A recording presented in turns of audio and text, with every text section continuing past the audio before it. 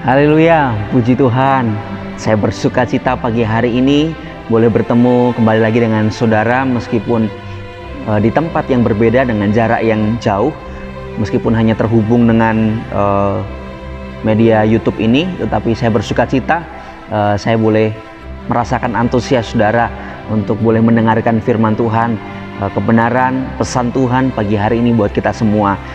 Hari-hari ini kita sedang merayakan Natal meskipun dengan suasana yang berbeda, tapi hari ini kita mau belajar firman Tuhan yang tidak pernah berubah. Meskipun suasana, kondisi, keadaan ini berubah dari hari ke hari, bahkan tidak menentu, tidak terbayangkan, tidak terprediksi, tetapi kita percaya kita punya firman Allah yang tetap untuk selama-lamanya. Firman Allah itu ya dan amin. Dan sesuai dengan apa yang sedang kita rayakan hari-hari ini, maka kita akan bicara tentang peristiwa yang tidak jauh-jauh dengan Natal.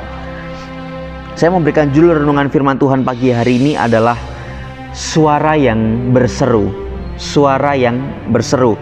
Mari kita sama-sama baca di dalam Markus pasalnya yang pertama, ayatnya yang pertama sampai ayatnya yang kelima. Markus pasal yang pertama, ayatnya yang pertama sampai ayatnya yang kelima. Demikian firman Tuhan.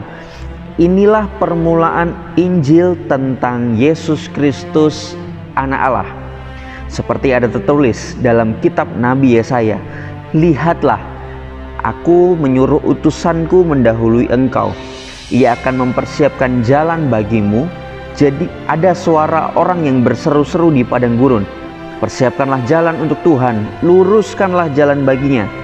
Demikianlah Yohanes Pembaptis tampil di padang gurun dan menyerukan, bertobatlah dan berilah dirimu dibaptis, dan Allah akan mengampuni dosamu. Ayat kelima, lalu datanglah kepadanya orang-orang dari seluruh daerah Yudea dan semua penduduk Yerusalem, dan sambil mengaku dosanya, mereka dibaptis di sungai Yordan. Dari pembacaan kita boleh melihat bahwa ada satu tokoh di sini yang bernama Yohanes Pembaptis. Yohanes Pembaptis. Kenapa saya bercerita atau menyampaikan kebenaran tentang ini, saudara? Di ayat pertama ini sudah jelas.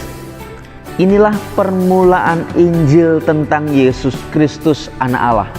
Jadi ternyata menurut catatan Markus bahwa permulaan Injil itu bukan dimulai ketika Yesus lahir, tetapi permulaan Injil ini adalah berita tentang kedatangan Mesias itu yang disampaikan, yang diserukan oleh Yohanes Pembaptis. Maka dari itu kita mau membahas hal ini sama-sama pagi hari ini. Kita lihat sama-sama bahwa Yohanes Pembaptis ini dikatakan adalah utusan. Dia adalah orang yang mendahului Yesus, tapi bukan berarti kemudian Yohanes Pembaptis lebih dari Yesus. Tapi Yohanes Pembaptis ini dipersiapkan untuk merintis jalan sebelum Yesus, sebelum Mesias datang dan menyatakan dirinya di tengah-tengah umat-umat Tuhan, di tengah-tengah bangsa Israel pada waktu itu. Kita mau belajar sama-sama, saudara, bahwa waktu itu Yohanes mempersiapkan kedatangan Yesus yang pertama. Mari kita juga mau jadi Yohanes Pembaptis di akhir zaman, yaitu Yohanes Pembaptis yang mempersiapkan kedatangan Yesus yang kedua. Kalau Yohanes Pembaptis pada waktu itu mempersiapkan, merintis, meluruskan jalan bagi Yesus untuk datang dalam kedatangannya yang pertama. Nah, kita mau jadi Yohanes Pembaptis di akhir zaman yang mempersiapkan, yang merintis, yang meluruskan jalan bagi Yesus untuk datang di dalam kedatangannya yang kedua. Tentu kita percaya tidak lama lagi. Kita bukan lagi hidup di akhir zaman, tapi kita sudah hidup di penghujung dari akhir zaman. Tidak lama lagi Tuhan datang. Tidak lama lagi Yesus datang kedua kali. Dan kita mau jadi Yohanes Pembaptis di akhir zaman yang mempersiapkan kedatangan Tuhan Yesus yang kedua kali. Puji Tuhan. Yohanes di sini mengatakan bahwa dia hanya suara yang berseru. Ketika orang bertanya, apakah engkau Mesias, siapakah engkau, apakah engkau Nabi, apakah engkau Elia, Yohanes Pembaptis hanya berkata bahwa akulah yang dikatakan oleh Yesaya. Akulah suara yang berseru di padang gurun. Ayat 3 di sana katakan tadi ada suara orang yang berseru-seru di padang gurun. Dan bagian dalam kitab Injil yang lain mencatat bahwa Yohanes Pembaptis mengaku bahwa dialah suara yang dimaksudkan oleh Nabi Yesaya itu, yang dimaksudkan oleh Maleaki. Dialah suara yang berseru-seru di padang gurun.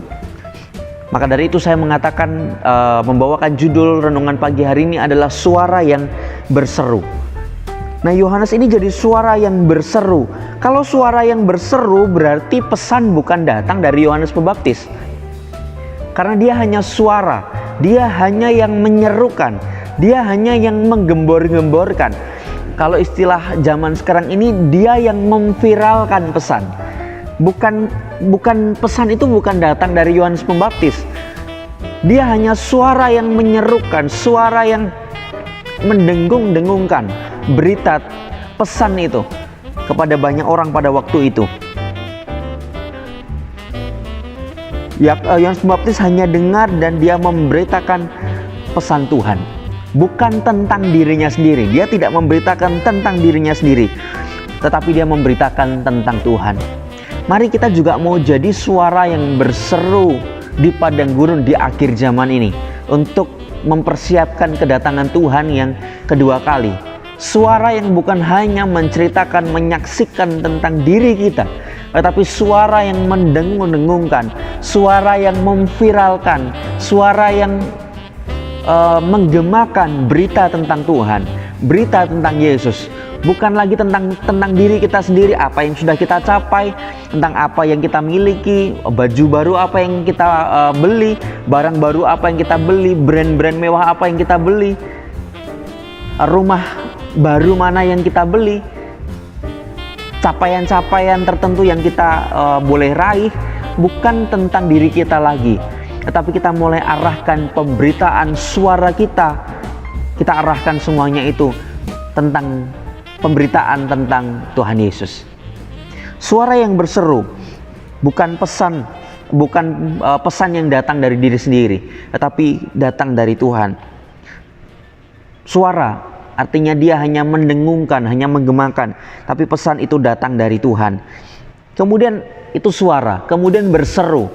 Berseru itu artinya bukan sekedar berbisik, saudara. Bukan hanya sekedar bercakap-cakap biasa seperti layaknya kita bercakap-cakap dengan satu atau dua orang. Tapi berseru di sini artinya menggunakan tenaga yang ekstra, tenaga yang lebih, power yang lebih, kekuatan yang lebih. Karena berseru itu artinya suaranya harus diperkeras. Bukan berarti kita harus pergi ke alun-alun, pergi ke tempat-tempat ramai lalu kita berteriak-teriak, bukan seperti itu, saudara. Tapi artinya kita harus memberikan effort yang lebih lagi. Kita harus memberikan usaha yang lebih lagi dalam kita menyerukan kebenaran firman Tuhan. Kita harus memberikan tenaga yang lebih lagi. Kalau selama ini kita masih malu-malu, kita belum berani memberitakan tentang Tuhan, kita masih ragu-ragu, takut ditolak, takut diancam, takut diintimidasi, takut kemudian kita terkena sanksi-sanksi sosial, sanksi masyarakat, sanksi hukum dan lain sebagainya. Mari kita berani, kita jadi suara yang memberitakan tentang Tuhan di padang gurun. Nah, Yohanes Pembaptis ini memberitakan suara itu di padang gurun, saudara. Kita tahu bersama padang gurun itu sepi, tidak ada yang tidak seperti layaknya tempat-tempat keramaian. Tetapi Yohanes Pembaptis berseru di sana, ini jadi gambaran yang indah buat kita. Meskipun seolah-olah tidak ada yang mendengarkan, seolah-olah kok tidak ada yang menggubris perkataan kita, jangan patah semangat, tetap berseru. Akhir zaman ini, orang-orang di luar sana yang belum percaya kepada Tuhan butuh berita tentang Yesus. Mari kita serukan berita tentang Yesus. Bukan hanya berbisik, tetapi kita serukan. Artinya kita sekali lagi butuh effort, butuh usaha, butuh tenaga, butuh keberanian, butuh waktu yang kita dedikasikan Mungkin selama ini kita hanya curi-curi waktu, tapi kita betul-betul sediakan, luangkan waktu untuk bersaksi untuk bagi orang-orang di luar sana. Siapapun yang kita temui, mari kita serukan berita kebenaran firman Tuhan. Nah, berita apa secara spesifik yang harus kita beritakan, saudara? Tentu banyak yang kita harus beritakan, tentang Allah yang menyembuhkan, tentang Allah yang memberkati, tentang Yesus yang sudah ada sebelum dunia dijadikan, tentang Allah yang menciptakan langit dan bumi, Tuhan yang berjanji, tentang kebenaran-kebenaran firman Tuhan banyak. Tapi pesan apa yang utama yang perlu kita sampaikan? Kita mau sama-sama buka di dalam Yohanes pasal 1 ayat yang ke-29. Ayat yang terakhir, Yohanes pasal 1 ayat yang ke-29. Yohanes pasal 1 ayat yang ke-29. Di sana dikatakan demikian. Pada keesokan harinya Yohanes melihat Yesus datang kepadanya dan ia berkata, "Lihatlah anak domba Allah yang menghapus dosa dunia." Ini yang dibutuhkan oleh dunia. Ini yang dibutuhkan oleh orang-orang. Ini yang dibutuhkan manusia di akhir zaman. Bukan sekedar Allah yang menyembuhkan, bukan berita tentang Allah yang memberikan berkat-berkat, bukan tentang hal-hal yang sifatnya moral. Karena kalau demikian, di ajaran-ajaran dalam kepercayaan mereka pun juga mengakui bahwa Tuhan itu menyembuhkan, Tuhan memberkati, Tuhan melindungi. Ajaran-ajaran moral pun mereka punya. Mereka ada tentang ajaran tentang kebaikan. Bahkan ajaran-ajaran tentang moral pun kita bisa temukan itu dalam pelajaran-pelajaran di bangku sekolah, bangku perkuliahan, itu semua ada. Dalam seminar-seminar motivator-motivator itu semua tentang moral-moral ada. Tetapi berita yang tidak ada di tempat lain, tidak ada di bagian-bagian lain, yang ada hanya di dalam Yesus adalah ayat yang kita baca tentang anak domba Allah yang menghapus dosa isi dunia. Mari melalui Natal ini, saudara, kita bagikan pesan yang sangat berkuasa, pesan yang sangat berdampak, pesan yang sanggup mengubahkan, pesan yang sanggup memberikan hal-hal yang baru, mengubahkan cara pandang. Orang sampai detik ini mereka masih bingung, masih bertanya-tanya, bahkan masih berdoa supaya diri mereka sendiri dapat selamat dan menerima hidup yang kekal untuk masuk ke dalam kerajaan surga. Diri mereka sendiri pun masih mengusahakan, masih berdoa, masih ragu. Tetapi kita melihat bahwa ada kepastian pengampunan dosa di dalam anak domba Allah yang kita kenal, yaitu Tuhan Yesus Kristus. Maka dari itu Dia yang adalah Allah yang besar, Allah yang maha kuasa itu rela turun ke dalam dunia ini, lahir di kandang domba yang hina, hanya untuk menjadi sama seperti manusia dan mengambil sebuah jalan untuk Dia sampai di kayu salib dan menghapus dosa seluruh isi dunia. Di sana kalimat tadi dibuka dengan kata lihatlah. Artinya kita harus membawa orang-orang di luar sana untuk melihat anak domba Allah. Mengapa? Karena mata mereka buta. Karena mereka belum timbul percaya, belum timbul iman. Mereka belum bisa melihat salib Kristus. Mereka belum bisa melihat makna dari kelahiran Yesus Kristus. Mereka belum bisa melihat apa yang sedang Yesus mau kerjakan dan sudah kerjakan, bahkan akan kerjakan bagi setiap kehidupan kita, yaitu karya terbesar yang Tuhan kerjakan melalui pengampunan dosa itu tidak dilihat oleh semua orang. Maka dari itu, saudara, jadilah Yohanes Pembaptis di akhir zaman. Yohanes Pembaptis sekali lagi memberitakan kedatangan Tuhan yang pertama, menyambut kedatangan Tuhan yang pertama. Kita jadi Yohanes Pembaptis di akhir zaman yang menyambut, yang mempersiapkan, meluruskan jalan kedatangan Tuhan Yesus yang kedua. Kita menjadi suara yang berseru.